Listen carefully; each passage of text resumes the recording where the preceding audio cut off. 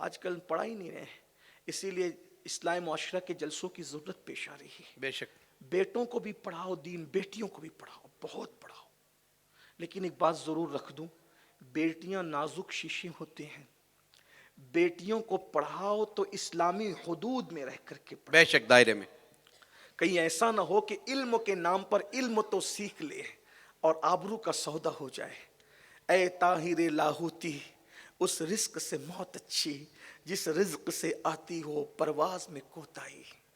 ہمیں بیٹیوں کو پڑھانا ضرور ہے، لیکن حدود شرع میں رہ کر، پردے کی پابندی کے ساتھ. وہ تعلیم جس میں لڑکوں کے ساتھ دوستی نہ ہو، وہ تعلیم جس میں لڑکوں کے ساتھ پکنک کا کوئی تصور نہ ہو، وہ تعلیم جس کے ساتھ لڑکوں کے ساتھ کوئی دوستی نہ ہو، وہ تعلیم جس میں اسلامی حدود پامال نہ ہو.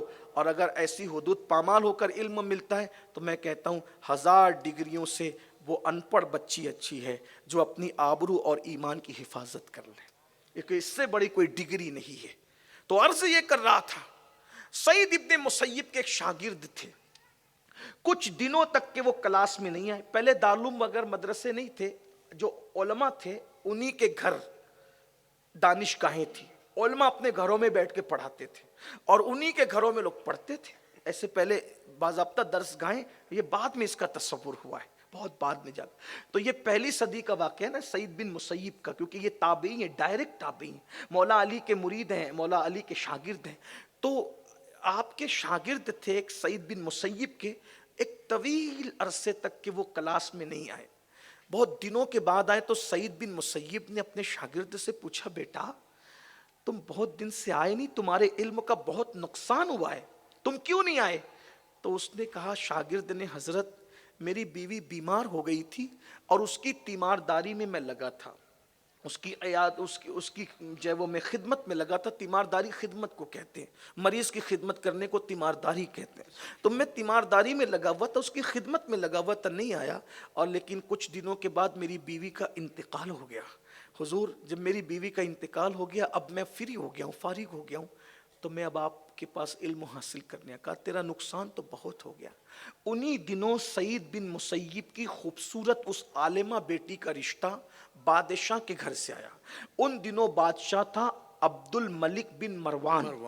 عبد الملک بن مروان نے اپنے بیٹے ولید ابن عبد الملک کے لیے رشتہ مانگا. آپ کو حیرت ہوگی، بادشاہ نے رشتہ طلب کیا، لیکن حضرت سعید بن مسیب نے بادشاہ کے بیٹے ولید کے لیے اپنی بیٹی کا رشتہ نہیں دیا. غور کیجئے اس پر. آج ہمارے پاس بھی علمی کمی کی وجہ سے مالدار ہو، چاہے سود کا دھندا ہو، چاہے جوے کا دھندا ہو، چاہے شراب کا دھندا ہو، یہ سارے دھندے دیکھتے ہیں لیکن ہم حلال حرام نہیں دیکھتے. حضرت سیدنا سعید ابن مسیب رضی اللہ تبارک و تعالیٰ عنہ نے ولید کے لیے اپنی بیٹی کا رشتہ نہیں دیا. جب بادشاہ نے بار بار مطالبہ کیا، رشتہ نہیں دیا، تو عبد الملک نے کیا کیا پتہ ہے؟ 100 کوڑے مارے حضرت سعید بن مسیب کو کہ تو اپنی بیٹی میرے گھر کیوں نہیں دیتا. فرمایا، میں ایسے بے دینوں کے یہاں اپنی بیٹی نہیں دے سکتا. تو اون کا جبہ پہنایا اور اون کا جبہ پہنا کر کے پانی ڈالا اس میں، اور سردی کی راتوں میں سعید بن مسیب کو بطور سزا کھڑا کر دیا. لیکن پھر بھی آپ نے بیٹی نہیں دی سعید بن مسیب نے. اور آپ کے وہ شاگرد جو علم میں دلچسپی رکھتے تھے، اپنی بیٹی کو اس کے گھر لے گئے. ولید کے لیے، عبد الملک کے بیٹے، بادشاہ کے بیٹے کے لیے سعید بن مسیب نے رشتہ نہیں دیا، اور اپنے شاگرد جو علم میں بہت دلچسپی رکھتے تھے ان کے گھر گئے. دروازے پہ دستک دی، انہوں نے دروازہ کھولا تو حیران ہو گئے. کہا کہ حضرت آپ؟ کہا میں تجھ سے ملنے آیا ہوں. کہا مجھے کبھی یہ امید نہیں تھی کہ سعید بن مسیب جیسا استاد مجھ سے ملنے آئے گا. کہا ملنے بھی آیا ہوں اور یہ کہنے آیا ہوں تو شادی کیوں نہیں کرتا جبکہ تیری بیوی انتقال کر چکی ہے. کہا حضور کرنا چاہتا ہوں لیکن کوئی اسباب نہیں ہے. فرمایا میں تیرے ساتھ اپنی بیٹی کا نکاح کرتا ہوں.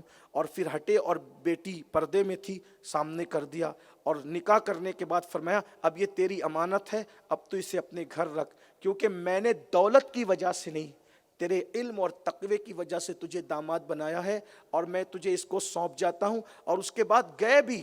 وہ حضرت سعید بن مسیب کے داماد کہتے ہیں میں تو خوشی میں پھولا نہیں سنوارا تھا، میں چھت پہ چڑھا اور کہا لوگو دیکھو دیکھو دیکھو کہ سعید بن مسیب نے اپنی بیٹی کا نکاح میرے ساتھ کر دیا ہے. اس لیے کسی دوشیزہ کو دیکھ کر کے مجھ پہ الزام مت دھرنا۔ لوگ آئے اور حیرت میں مبارکباد دینے لگے کہ سعید بن مسیب نے تجھے داماد بنایا ہے؟ کہا ہاں، اور کہہ گئے ہیں کہ بادشاہ جو ہے وہ رشتہ مانگ رہا تھا، اس کے یہاں دولت تھی، تیرے یہاں علم اور تقوی ہے۔ اور اس کے بعد جب سعید بن مسیب کے داماد 2-4 دن شادی کے خوشیوں میں رہے اور جب شادی کی خوشیوں سے باہر نکلے تو بیوی کا اچھا اب میں نے بہت دن تک کے استاد کی کلاس کو جو ہے وہ چھوڑ دیا، اب میں استاد کے پاس پڑھنے جا رہا ہوں۔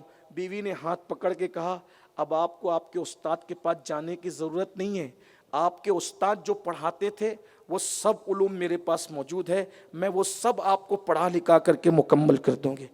یہ اس زمانے میں بچیوں کی تعلیم کا ماحول تھا۔ یہ تابعین کا دور ہے، صحابہ کا دور آپ نے سنا، یہ تابعین کا دور ہے۔ اور نیچے بھی ایسے ہی میں سمجھتا ہوں کہ تقریباً 1 صدی پہلے تک علم کا یہی ماحول تھا۔